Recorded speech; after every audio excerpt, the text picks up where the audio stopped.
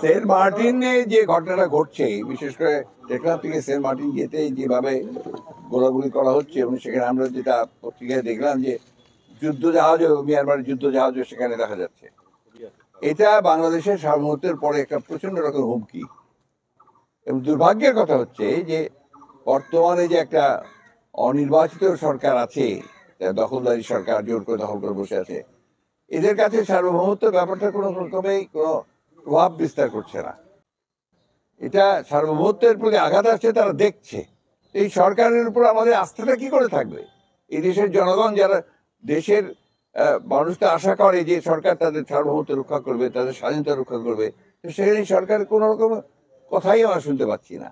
এটা আমি মনে করি যে এই সরকার যেহেতু দুর্বল একটা সরকার, তার কোনো ম্যান্ডেট নাই মানুষের, এবং অ্যাট দি সেম টাইম এটা একটা নতজানু সরকার, এই বিদেশের উপর নির্ভর করেই সে টিকে আছে, যে কারণে সে একটা কথা বলতে পর্যন্ত সাহস পায় না। মিয়ানমার থেকে গুলি হচ্ছে, আবার মারাও গেছে লোক, অথচ দেখা যাচ্ছে সে কোনো কথা বলে না। এটাকে আমরা তীব্রভাবে কন্ডেম করি, এবং আমরা মনে করি অবিলম্বে সরকারের পদত্যাগ করা উচিত এই ইস্যুতে। যে সমস্ত কর্মকর্তা কর্মচারীরা এই দেশে মনে করছেন যে তারা আপনার এই আওয়ামী লীগকে সমর্থন করে লুটপাট করে দিয়ে তারা টিকে থাকতে পারবেন, আলটিমেটলি কিন্তু টিকে থাকা যায় না। আজই যেমন বেনজির তার একটা প্রমাণ, যে লুট করলে, চুরি করলে, বন্ধের মতো একটা অজনপ্রিয় ম্যান্ডেটবিহীন একটা সরকারকে সমর্থন করলে সেখানে টিকে থাকা সম্ভব না।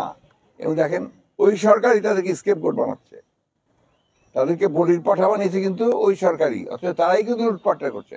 আজকে তো আবার পত্রিকায় দেখলাম, আগের আপনার যে আসাদুজ্জামান মিয়া ঢাকা ডিএমপি কমিশনার ছিল, তার বিশাল ফিরিস্তি বেরিয়েছে। এগুলো সব এক এক করে আসছে, এখন থলের বিড়াল বেরিয়ে আসছে সব একটা একটা করে। এটাই হচ্ছে, আমরা বহুদিন ধরে বলছি যে এই সরকার বাস্তবিকভাবেই রাষ্ট্রযন্ত্রকে ব্যবহার করছে, সরকারি কর্মকর্তাকে বার করে তাদেরকে সব চুরির সুযোগ দিচ্ছে। সেই সুযোগ দিয়ে দিয়ে আজকে এই ঘটনাগুলো ঘটে, এখন তাদের নিয়ন্ত্রণের বাইরে। It has become reach such a stage যেখানে তারা কোনো নিয়ন্ত্রণ করতে পারছে না। এবং সরকারের এই মুহূর্তে পদত্যাগ করা উচিত, কারণ দে হ্যাভ ফেইল টোটালি। তারা রাষ্ট্র পরিচালনা করতে, শাসন করতে, তারা দুঃশাসন সৃষ্টি করেছে এবং ব্যর্থ হয়েছে রাষ্ট্র পরিচালনা করতে।